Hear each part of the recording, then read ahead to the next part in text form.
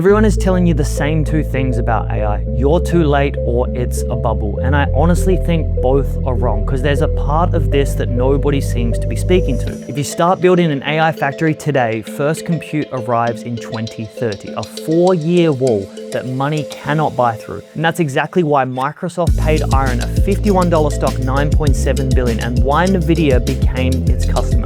2026 isn't year 10 in the AI bubble, it is year 1. So today I'm gonna walk you through a few different lenses to be able to look at what's happening in the AI space right now.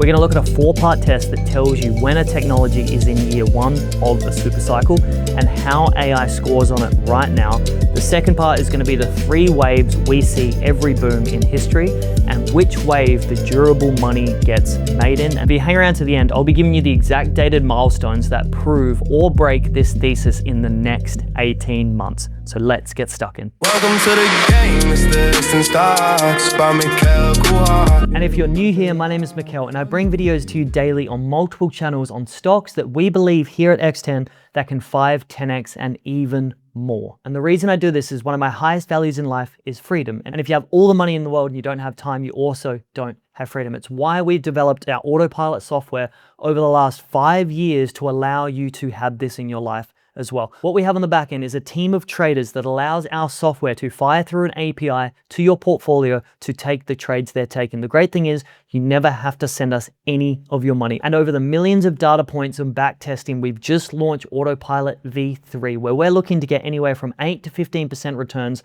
on your account realized back in your account every single month. From the hundreds of people I've had calls with, usually we find people get into trading and they lose anywhere from $10,000 to $30,000 just learning the ropes. And we're not trying to double, triple your portfolio in a couple months. What we're doing is building compounding returns every single month. So if you were to start with as little as 10,000, you can see a potential $30,000 to $50,000 in your portfolio in the next 12 months. And that is if you don't even add to it monthly. All you need to do before market opens, switch the software on, let our traders do the thing and see the results at the end of the day. We've also got a 100% money back guarantee because we have so much certainty in the millions of data points and the millions of trades we've looked at through our own AI on the background and our own trade history that you will be profitable. So if you want to find out more and better understand what we do, there'll be a link below or go to x10daytrade.com and I'll walk you through the entire process to see if it's even possibly a fit for you and what you're trying to do in the market. The whole setup itself can take 20 to 30 minutes and then you're good to go. Every single day you can have realized returns in the markets and you're not at the mercy of the whole market sentiment and what's happening. You can get in and out and be profitable in the first weeks, days, and months. So if we zoom out for a moment and we look at the internet was real in 1996. The dot-com crash of 2000 still wiped out trillions. Both things were true at the same time. The technology was generational and it still is, and the market got years ahead of the cash flow. So this video is about a framework and how big the build out is, how early we are, and which layer the money flows through. Our case study today is going to be IREN, the ticker IREN, an Australian company that 18 months ago Wall Street dismissed as just another Bitcoin miner. The stock is up more than 400% in a year, 5 times off its 52-week low. Today, it has 3.1 billion of contracted future revenue. These are deals locked in for the future against quarterly sales of just 144.8 million. That gap, 21 to 1, is the entire debate. Bulls see a signed bridge to a money machine. Bears see execution risk stacked a mile high. We're going to look at both with dates, dollars, and receipts so you can make the best decision for your exposure moving forward with this stock. Now, every few decades, a technology arrives that isn't a product. What it is actually, it's a layer. Something every industry gets rebuilt on top of. Railroads, electricity, the internet. So there's a 4-part test for year 1 of the layer. The first marker is the technology works, but the infrastructure to deliver it just doesn't exist yet. In 1996, the web worked on a screeching dial-up modem. Now, if you remember that dial tone and you remember having to ask everyone else to get off the phone or if they're waiting for phone calls in the house, that was the house. I lived up in a luxurious house where we had 2 phone lines. We had a fax line and a landline. So I had the ability, I thought I was pimping in school because I could tell people just call my phone in my bedroom, right? Living at home with mum and dad at 12, 13, having your own landline. Now, I don't know how old you are watching this, but if you're too young to remember the dial-up, you won't appreciate this. But having your own phone in your room as a teenager was unreal. Like it felt like I had my own secretary and private office. But in 1996, when we had the 56 KB dial-up internet, look, the fiber to deliver its potential took 15 years to build. The bottleneck of it was the deliverability of the internet and the speed to the house. In 2026, AI works, hundreds of millions use it, but there aren't enough chips, not enough memory, and most of all, not enough electricity to run it. The second marker is the smartest, deepest pocketed money is writing the checks, not retail euphoria. In the late 90s, day traders showed up at the end. In 2026, Microsoft signed a $9.7 billion compute deal with IREN on November 3rd, 2025, and NVIDIA, the company that sees every customer's order book, became IREN's customer on May 7th, 2026. Now, the third marker to look at is the bottleneck keeps moving. Now, a fad would have one bottleneck hype. A supercycle digests bottlenecks like a snake digests mills. In 2023, the constraint was chips. 2024, it moved to higher bandwidth memory, the special memory chips that feed data to AI processors, sold out months in advance. By 2026, it moved to power, grid connections, transformers, substations. Marker 4, and this one should really be an eye-opener. Time to build has become the moat. Remember that 2030 fact from the open? Here's the full quote itself, 11 words from IREN's CEO, Daniel Roberts. He said in May 2026, if you wanted to start today and build a gigawatt AI factory, you are looking at 2030 before you get the first compute online. That is 4 years minimum. You cannot speed that up with money. Whoever already holds powered land owns something that can't be copied this decade at any price. AI in 2026 passes all 4 of these markers. Now, if you want to know where you are on a timeline or a horizon, look at this curve. The orange dot near the bottom, that's us. The internet in 1996 and AI in 2026 sitting at the same early stretch. And see those 3 phases climbing up throughout the curve there? Phase 1, build the rails, chips, power, data centers. That's where IREN lives. Phase 2, the platforms, clouds, models, agents. Phase 3, everything AI in every product, every job, every workflow. We are barely past the bend. And the International Energy Agency says data center electricity demand could more than double by 2030. The rails get built first. So how big does this whole AI thing get? 3 numbers can tell you the size. Number 1 is going to be the electricity. Is the one input that cannot be faked or shipped overnight. The International Energy Agency, about as far from a hype machine as it gets, projects data center power demand could more than double by 2030. AI is the biggest driver. Now, what does this mean in simple terms? In 4 years, the world adds data center power equal to the entire history of the internet. And then also number 2, the spending. Microsoft, Google, Amazon, Meta, they're committing hundreds of billions per year to AI infrastructure. And you don't have to trust forecasts. The contracts are public. One deal, Microsoft and IREN, $9.7 billion over 5 years for compute from just 200 megawatts at one campus in Texas. If 200 megawatts is worth 9.7 billion and the world needs thousands of new megawatts, you can start to do the math yourself. It becomes a supply and demand. Now that takes us to number 3, the demand itself. Skeptics say chatbot usage might plateau, but here's what that actually misses. Each new AI capability unlocks workloads that need more compute than the last. Text was the dial-up era. You know, write this email for me and just very basic things. Then images and video took way more compute. Actually, the creative industry was the thing myself, and I think a lot of people felt like that was going to be the industry that wouldn't be affected by AI initially, maybe until later on. But actually what it did do is it has automated a huge, massive part of that industry. I don't feel like we're far off from entire movies just being done from prompts and AI without actors. But images and videos use so much more compute than text back and forth and writing copy and things like this. Then the reasoning models that think longer per question. Claude has just launched a new model this week for themselves, and it uses a lot more usage. If you look at your usage for what you can use to do, sometimes I would have it do a couple of tasks and it might use like 4 or 5% of my daily usage. Now the new model uses about 15. So you got to ask yourself, if it can do a better job in the same time, if not quicker, how is it doing that? It needs to produce it, and usually there's going to be more of a need somewhere else. Now we look at AI agents, like AIs that work on tasks for hours. In 1996, skeptics said email didn't need much bandwidth, right? Then what did we have next? After emails, That we had streaming video that consumes thousands of times more bandwidth needed. Betting compute demand stops in year one is betting humans stop finding uses for intelligence on tap. That bet has never paid off, and it's only going to grow and get bigger in the AI space. Now, every infrastructure boom, when you look back at history, pays out in 3 waves. The first wave here on screen, I believe, is 2023 to 2024, which was the chips. The GPU designers, the obvious trade. Those stocks repriced massively. And now they're the most owned, most analyzed positions on the planet. When a story is fully known and fully loved, the future returns get pulled into today's price. The second wave is 2025 to 2027. What we're existing in right now is the infrastructure.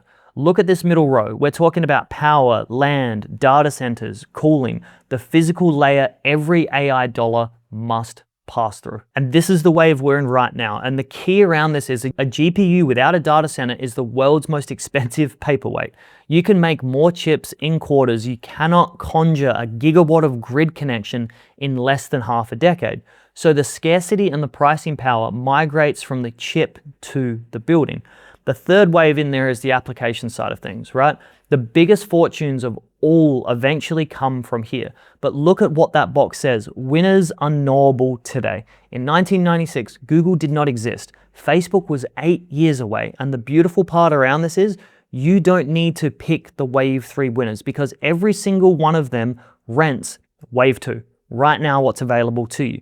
Wave 2 is the toll road every possible future drives down. And one more pattern, wave 2 always gets priced late because it hides inside boring or hated categories. Railroad land looked like swampland until the towns arrived. Fiber companies were dismissed when they were coming up. And today's AI power players spent years filled under the most hated category of all, Bitcoin mining. The miners who understood their real asset was the megawatts, not the Bitcoin, woke up holding the scarcest input of what we're looking at in the AI infrastructure moving forward. So IREN was founded November 6th, 2018 by brothers Daniel and William Roberts in Sydney, Australia, a renewable energy Bitcoin miner. You know, they've changed their face of what they do between then and now. That was exactly the category that Wall Street loved to hate, but the founding insight was the power platform for them. Grid-connected land, substations, in-house engineering. Bitcoin was just the first tenet. The pivot to AI was a landlord upgrading tenants. And how we saw this roll out?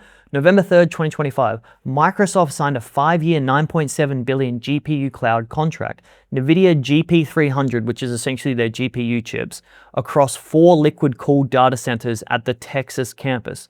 20% prepayment per section, so the stock jumped more than 20% pre-market, and buried in the deal materials an estimated 85% projected EBITDA margin. In plain English, what this means, for every dollar of sales on the project, about 85 cents is left over before interest, taxes, and equipment wear. In the business space, we would call this usually a gross profit margin, and then you've got your net profit margin after all of this as well. Because IREN owns its buildings, they have no landlord above them. The second receipt I can give you right now is May 7th, 2026. NVIDIA becomes a customer. $3.4 billion over 5 years for managed AI clouds at Texas, plus rights to buy up to 30 million IREN shares. If we look at that, the company that sells the shovels chose to rent the space in this specific mine and asked for equity upside. Wall Street called the rally that followed the NVIDIA blessing. Now, 2,600 workers at the Texas site, Horizon 1, the first supercluster, targeted for Microsoft handoff in Q3 of calendar 2026. Horizons 2 through 4 by year end. Also, Kiowa, Oklahoma, 1,600 megawatts secured. Spain, 490 megawatts. And on June 3rd, 2026, an 800 megawatt campus announced in my hometown, South Australia, and up roughly 5 gigawatts of secured power across 3 continents. Receipt 4 is just the money translation. Now, the fourth part of this is how does this translate to money? How does this affect the stock price and your potential exposure? This chart is where the whole debate lives on. ARR just means annualized run rate revenue. Essentially what that means is what 1 full year of sales looks like once everything signed is up and running. The first bar here we can see on the left, we've got this at 3.1 billion. That's already under contract. That is signed, that is public. You can find all of that online. Now the second bar is 3.7 billion targeted by the end of 2026. That's 150,000 GPUs. The third bar, 4.4 billion in early 2027 after the new Blackwell chips come online. Now look at the line at the bottom of this chart. That line there is the quarterly revenue today, 144.8 million. That in itself is a 21-to-1 gap. The staircase is signed, the deals are contracted, but the stairs still have to hold the weight going forward. Now, a 20-year thesis that can't survive the bear case isn't a thesis. It's a horoscope in itself. It's me trying to look through a crystal ball and being too optimistic about things. So I want to give you an objective viewpoint of this as well. So there's 4 real risks I see potentially in IREN rolling this out. The first one is the funding treadmill. Building gigawatts before the revenue arrives means IREN runs on borrowed money. In May 2026 alone, 3 billion in convertible notes. Those are loans that can turn into new shares later, which waters down existing owners. June 1st, a 3.65 billion GPU financing facility. Then around June 5th, another 2 billion convertible offering announced. The stock fell almost 5% that day. The market's polite way of saying, are we doing this again? If credit windows close or one build stumbles, the growth story becomes a balance sheet story very, very fast.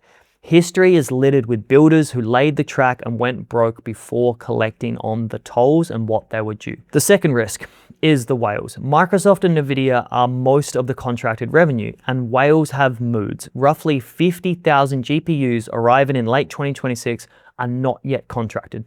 Management says demand is robust, but robust demand is a sentence, not a signature in itself. The third risk I see inside of here, the income statement is ugly right now. March quarter revenue, 144.8 million, down from 184.7 million the quarter before, a net loss of 247.8 million. Most of that was non-cash write-downs from scraping old Bitcoin mining gear. But until the Microsoft handoff converts contracts into reported revenue, the headlines look like a company in decline, and headline readers move markets in the short run. This stock dropped from $59 to $51 in just the past few days, and yesterday we saw it move up to $56. That chop is what is holding a story stock through its prove it phase, feels like. Now the fourth part that I see in this is the unforecastables. Bitcoin exposure hasn't fully left the building. Liquid cooling at this density is frontier engineering, and every miner with a substation is attempting this same pivot. And if the 1996 parallel holds, a dot-com style crash lives somewhere inside the next decade, where the sector falls 50% while demand keeps growing right through it. None of these breaks the 20-year thesis itself. Together they define the pricing. The AI will continue to grow, but it does not guarantee the stock prices will grow with it. So here's where the data's pointing right now. AI in 2026 passed as every year one test the internet passed in 1996. But the tech works, but the infrastructure doesn't exist for it to reach its capacity or scale on what AI can actually do. The smartest money on earth is signing the checks, 9.7 billion from Microsoft, 3.4 from NVIDIA. The bottleneck keeps moving deeper into the physical world, and time to power is a 4-year moat that nobody can buy around. The durable money in every cycle like this was made in wave 2, the layer every application has to rent, but the real risks are very much worth tracking. There's 4 dated milestones which start to decide this. Now, Horizon 1 handover to Microsoft Q3 2026. Horizons 2 through 4 by the end of 2026. Those 50,000 uncontracted GPUs finding signatures second half of 2026. So a lot is happening at the back end of 2026, the start of 2027, and then Blackwell commissioning for NVIDIA early 2027. Hit all 4 of those and the 21-to-1 gap closes very much in the bull's favor, purely mechanically. Miss them and every miss is information, and it could slow down the stock price or have it push back and test some lows again. So whether you think the AI is going to be a bubble or whatever's going to happen in the next few years, you can't argue the fact that the mechanical, the physical layer in the world is the bottleneck and the restriction, and money just cannot buy that. So IREN right now is positioned really, really well for that. We saw a pullback yesterday from $51 to $56. I'm not sure if we're finished going down a little bit lower, but time will tell over the next few weeks. I'm positioning myself for some call options right now, but we're going to see how the market plays out in the next few weeks, because getting some positions now before we come into the end of Q3 and Q4 2026 is going to be very, very important depending on how those outcomes look. As always, if you hang around to the end, Appreciate you being here. You can check out my other 4 channels here. I'm bringing videos to you every single day, deep diving stocks like this, and potentially 5, 10x, and even more. As always, I'll see you tomorrow in another video.